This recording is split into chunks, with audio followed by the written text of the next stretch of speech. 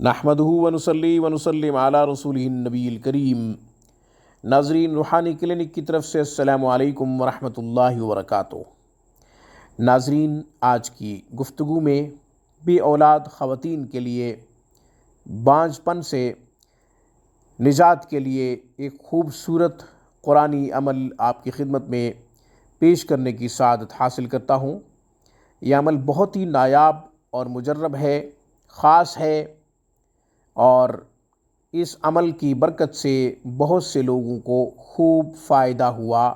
अल्लाह तबारक व तआला ने मायूस लोगों को, नाउमीद लोगों को भी इस अमल की बरकत से औलाद की मुबारक नेमत से नवाजा है। इससे पहले कि मैं अमल पेश करूं, आप हमारे चैनल रूहानी क्लिनिक को सब्सक्राइब कीजिए। हमारी तमाम वीडियोस की अपडेट हासिल करने के लिए घंटी के बटन को दबा दीजिए ताकि हमारी हर आने वाली नई वीडियो का नोटिफिकेशन सबसे पहले आपको मिले।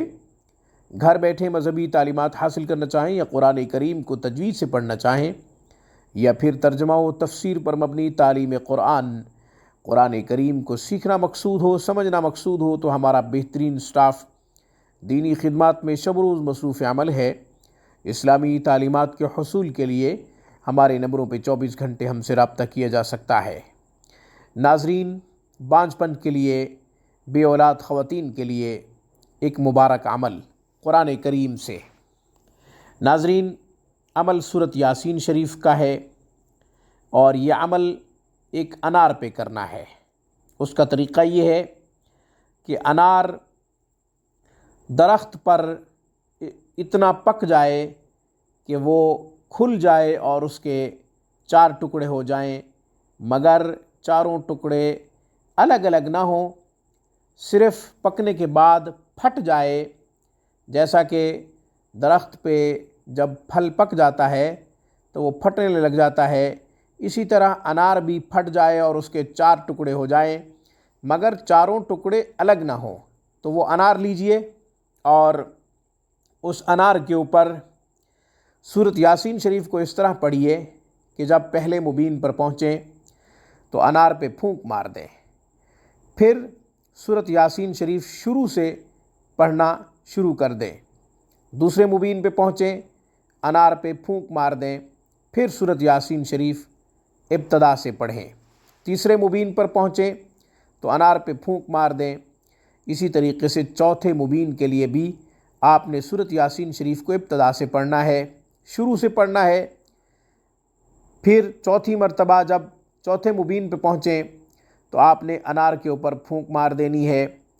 पाँचवें मुबीन, छठे मुबीन और सातवें मुबीन के लिए आपने यही तरीक़ाकार इख्तियार करना है कि हर मुबीन पर पहुँचने के बाद सूरत यासीन शरीफ को आपने शुरू से पढ़ना है। जब आप सातवें मुबीन पर पहुँचें तो फिर आप फूंक ना मारें, बल्कि सूरत यासीन शरीफ को मुकम्मल करें। सूरत यासीन शरीफ मुकम्मल होने के बाद फूंक मार दें और वो अनार ख़ातून को दे दें जो ख़ातून औलाद से खाली है और उसकी गोद अभी तक हरी नहीं है, उसका आंगन अभी तक औलाद से खाली है, उसको दे दें। वो अय्याम माहवारी से फ़रागत के बाद वो अनार खा ले। अल्लाह तबारक व तआला इंशाअल्लाह औलाद की मुबारक नेमत से नवाजेंगे। अनार खाने के बाद असबाब के दर्जे में इज़्दिवाजी ताल्लुक़ भी कायम करे। अल्लाह तबारक व तआला ने दुनिया को दारुल असबाब बनाया है, इसलिए हम असबाब के दर्जे में रूहानी तौर पे भी कोशिश करेंगे, कुरानी अमल भी करेंगे और इज़्दिवाजी ताल्लुक़ के लिए भी हिदायत दे दी जाए। आज की गुफ्तगू में बस इतना ही। रूहानी क्लिनिक को सब्सक्राइब करना मत भूलें।